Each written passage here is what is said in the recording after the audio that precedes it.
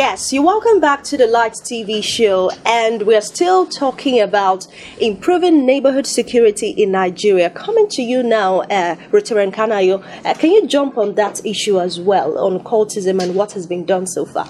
Yes, you see, May last year, I witnessed 2 killings. And somebody took it upon himself, a guy that came into town and said, this must stop. He's an also titled man. And he set up a body that actually made Oka to be quiet. And most recently, you see, our people felt that these guys are diabolical. These guys are customers of Babalawos and the rest of them. So we decided in Oka here that we'll go and bring some strong deities and took it around the squares and then put fears into them, which they know that most of them are, they patronize such deities. So now in Oka, you don't hear no calls. I live in the village, but because it was so rough in the village that 7 o'clock in the evening, shops are closed as a result of the activities. So it is the society we are in. But the community is actually trying to assist the police, because one thing is important: security is for everybody. Okay, now quickly, in just a short time, tell us what constitutes neighborhood security from how you see it, your perspective. Communities are involved in security of their area. So you must have to be involved, you must have security, but police is still remaining problems to prosecute. And then jail, because when you prosecute and jail, and it takes the person, because in good countries they say, let me take these guys out of the street. When you take them out of the street, then it means that people will sleep with their 2 eyes closed. Okay. Barrister, now let's also talk about issues in our neighborhoods. You know, things like car theft happen all the time. People have their phones snatched and all that. What's the route to take to get redress? Before I take that question, I want to quickly respond to what my colleague has said here. Because one thing that is very important, the reason why there appear to be friction between the activities of governors and, of course, the police is because of the provision in our constitution. Our constitution has become so docile that we expect that a certain amendment would have been made. Because if you look at the section 214 of 1999 Constitution and also section 215 of the same Constitution, you find out that that section seems to be conflicting with each other. While the section 215 makes for the creation of the police and the powers, which is the powers that have been vested on the Inspector General of Police to control the force, the police force. Now, coming to section 215 of the same 1999 Constitution, it gives the governor of a state the power as the chief security officer of the state. Now, what does it mean now? It means that as a chief security officer of the state, he should be able to command or control the activities of the police in the state and other stakeholders in the state. Now, what happens is that most times you see the governors instructing the commissioner of police on what he should do and how he should go about it. The commissioner of police, where there is an interest, where the federal government has an interest that conflicts with the interest of the state, the commissioner of the police will no longer accept direction or instruction from the governor. That's right. And whenever that thing happens, there is always a conflict. And that is why, if you look at the case of Rotarian and the commissioner of police, one is that you notice that issue played out because at a point Rotarian was trying to control his state from aggressors. So while Rotarian was dishing out orders to the commissioner of police told him that his line of authority was from the attorney general, from the inspector general of police, and not from the governor. Meanwhile, you have stated that governor is the chief security officer of the state. In other words, you have that aspect of the constitution has made the governor a toothless bulldog because he can no longer bite. Now, coming back to this question about the security. Yes, neighborhood. The Talking neighborhood about security. things like car theft, phone theft. What do we do? Good.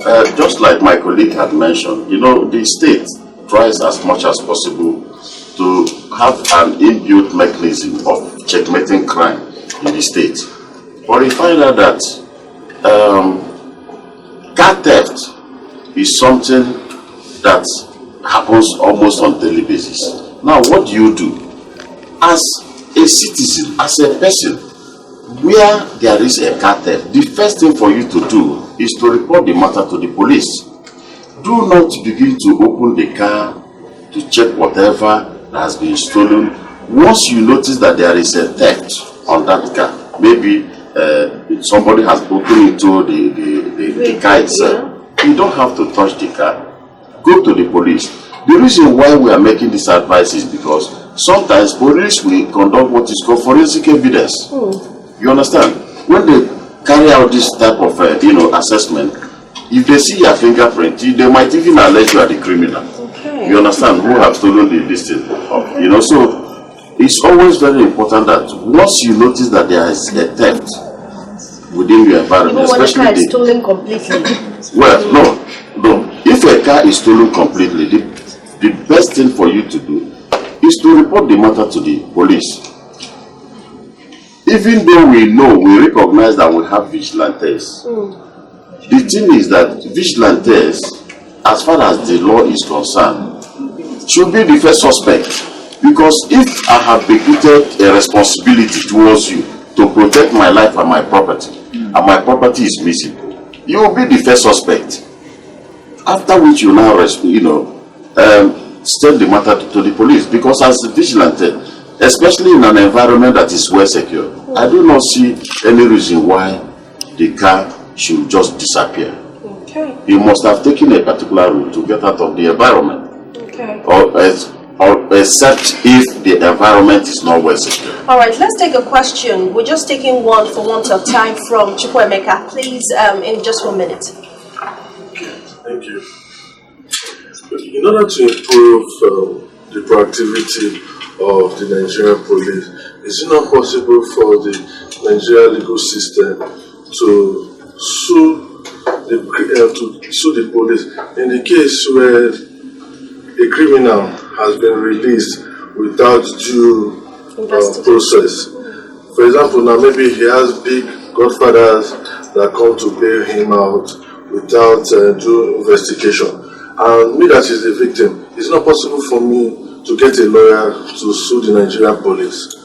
Well, as a matter of fact, suing the police is something that we do on a daily basis. And you do that through the process of enforcement of fundamental human rights. Do you understand? Because police is not above the law.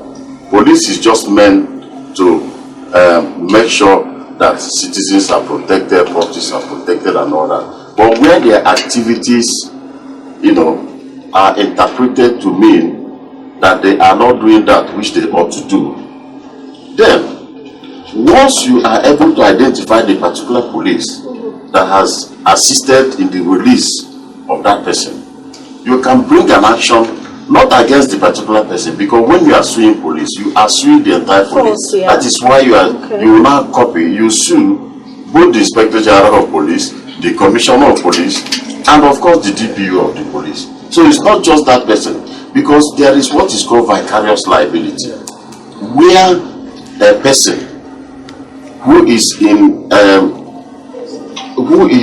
on duty does something in the course of his duty, either something that is positive or negative in the course of his duty, that person must be vicariously liable for that which has happened. Therefore, if a police in the course of his duty now decides to release a criminal, even without ensuring that this person is supposed to be released, you understand? You sue the police. You sue the police. All right. And when you sue the police, you have to. You don't say I'm suing Inspector Hassan or whatever. No, you go to the police. But the irony in Nigerian situation is that people find it very cumbersome, and it is actually cumbersome when you want to prosecute press charges against these law enforcement officers. You see, because we did not, like he rightly said, the IG of police. Nobody knows who, nobody is IG of police in America. If the security system is brought down to the local government level, which is the mayor, the chairman, if elected into office, assuming the mayor of Washington DC, if he's elected into an office and he believes that Emeka is a police officer in California and he has known him, a classmate of his in Yale or anywhere, then he will go and bring him to work with him within that 4 years, and they are responsible. In a situation where, like he rightly said, the chief security officer of the state, for instance, is over there, and the commissioner of police is not taking instruction from him. You see, so that makes Nigerian police a different kind of police from the entire world. Otherwise, we have sections of police that handles issues. We have the FBI, but we have the Special Fraud Unit, we have the EFCC, they are all police people. But in America, you have the FBI. FBI takes care of every problem, every crime within the state. And CIA takes the international level. Okay. So, are you advocating state police, essentially? Oh, listen, we are even talking about community police this time, not even only state, you see. So, but because of the Nigerian political situation, where we are not actually practicing democracy in true sense of it.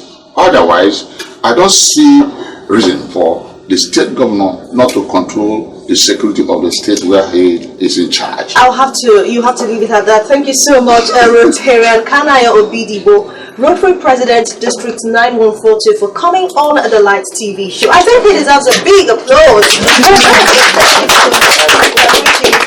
And also appreciating a lecturer at the Faculty of Law, Nnalue University, as well as a legal practitioner. Of course, he took us to court during this episode. Thank you so much, Barrister Mike Nnalue, for your time. Big applause. And that's it on this episode of the Light TV show. Thank you so much for watching. I am Ife Aronrukafa. Remember that the activity continues on all our social media platforms. Look us up on Facebook at The Light TV Show and on Instagram at The Light TV Show 01. Follow the conversation and of course be part of the Super Talent Contest on The Light TV Show and win fantastic prizes. Till next time, keep watching The Light TV Show.